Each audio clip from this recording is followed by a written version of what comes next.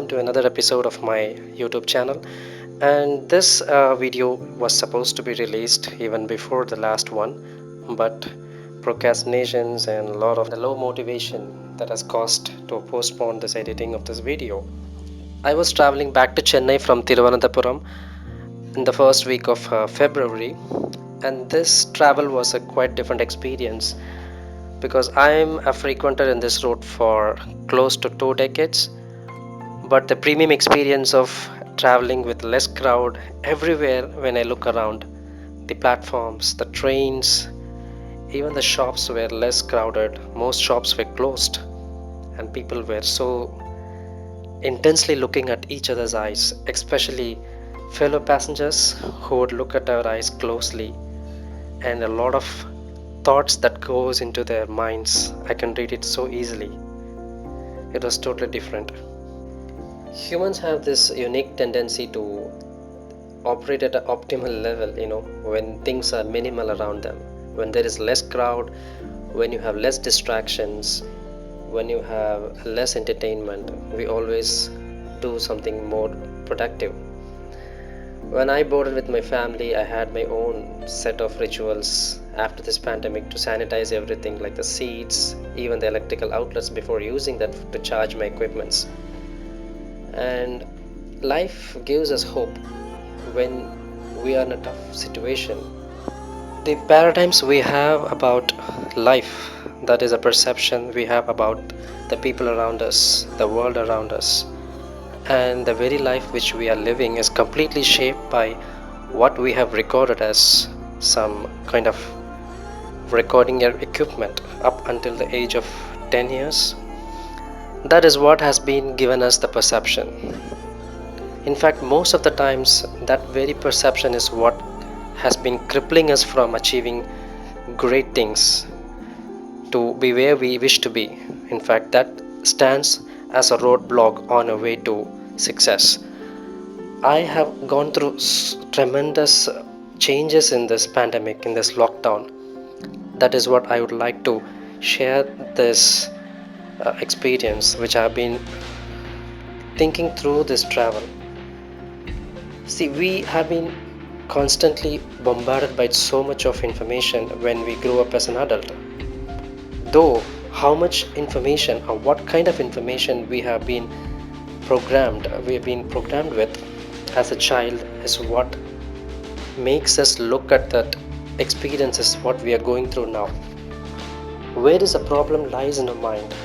Where does it come from? What people around us, the elders or parents or teachers, has taught us, is it really true? What do we do now? And why are we resistant to change? And how to change, and how to build a new person within ourselves, and what daily work do we need to do? These are all the things which I've been discovering within myself over and over again for the past 6 to 8 months during the lockdown, that I feel personally this lockdown is a blessing in disguise. I found this pandemic situation, especially during the lockdown, it is a good opportunity for me to reflect back on my values and the limiting beliefs which I have discovered has been blocking my way toward success.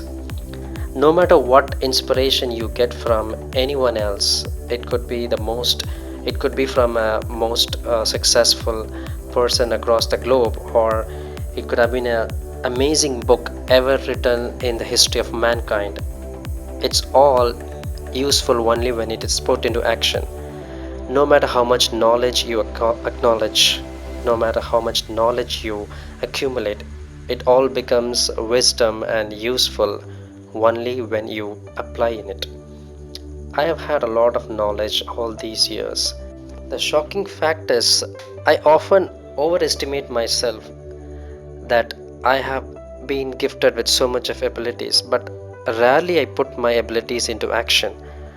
I overestimate or think myself above everyone else, and it's all just thoughts. All what you learn from the book or that person is only as good as how much you have applied in your life. And also, any information that you have gathered in your life is only as good as how good that person is. Everything in our life depends on the attitude we have as an individual, as a grown up adult. Our relationship, our finances, our success and businesses, our uphill journey in our jobs, and in our health. Everything starts from the very attitude of our mind about life and everything around us. And it has been sowed in our mind from a very early stage, from as young as we were in our wombs of our mother. I'm always fascinated by nature. I still remember my childhood memory from when I was around 4 to 5 years. I was looking at the fresh book that was given to me as a gift or award for some academic excellence or winning in a competition. That book was filled with illustrations, black and white illustrations about how nature works, how water cycle happens, how water from the river and streams is evaporated by the sun's heat and go and flows back into the ocean in the form of rain, and also rivers flowing into the ocean. And all these have an impact or tremendous or incredible impact in my mind whenever I see through paddy fields, vast oceans, water tables, rivers, lakes. Even now, that specific moment comes into my mind because the very first time when I saw in reality how the nature looks like, how oceans and rivers blend into each other in the form of rain and other ways, I was so thrilled to understand that what I have visualized wildly as a small child was existing in the nature already for thousands of years. That's exactly what is called visualization. And that's exactly is called visualization. Visualization about our success with an incredible power or strength that can help us go a long way towards in our journey towards success. Beliefs, as I have spoken in one of my video, carry the emotions, and those emotions turn to actions. Those beliefs influence the way we live. Whether you hold negative or positive beliefs about relationships, finances, or our own abilities, they all carve out the path that is your life. My life experiences that have shaped my past, even the obstacles that has a value when I can see it. I develop powerful convictions that will help me to feel happier and achieve more regardless of any situation. I started slowly understanding my potential. I can achieve amazing results when I put my mind into it. I have realized that miracles a couple of times in the past few months. I count on my blessings. I list each and everything that comes into my mind that I have to be grateful for.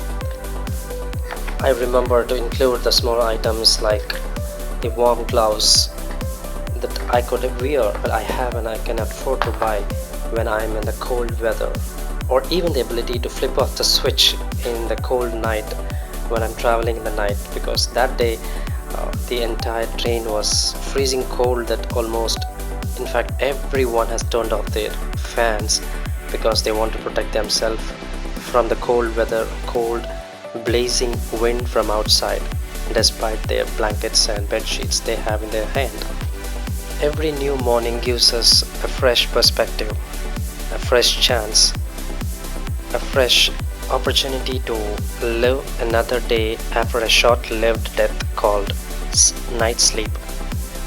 It gives us precisely 86,400 seconds, I mean the total number of seconds in 24 hours. We always take our opportunities to live another day for granted. The plans we often make as human beings are sometimes short-lived. The massive structures when I see empty often reminds me of the very fact that no matter how hard we try up, it's all just a matter of few minutes or few seconds before our dreams could come shattered down. But that doesn't mean that we should not achieve or aspire for something great. We should not yearn for something. We should always be ready to be adaptable to the situations where we live and what life throws at us. Life may give us 100 reasons to cry, but we must be brave enough to show life that we have 1,000 reasons to smile at life. Everything looked so new to me that day in the morning in Chennai because I have never seen, especially this place from my childhood, and so calm and serene. And I have started putting a new perspective on life. I have started even looking at my own city and treated myself as a tourist in my own city, filming across the roads and the structures. And that morning, when I stumbled upon this huge, colorful Indian flag in the Chennai Central, I remembered the words of my teachers when I appear for my examinations. You will come out colorful and proud and make yourself proud. With this, I wish every one of you that we will come out of this situation, this pandemic, no matter what kind of tough situation you are in, you will definitely come out successful and colorful and with proud. Till then, brace up yourself and stay safe and stay hopeful. I will meet you with another episode of a new experience in my life. Till then, take care. Bye.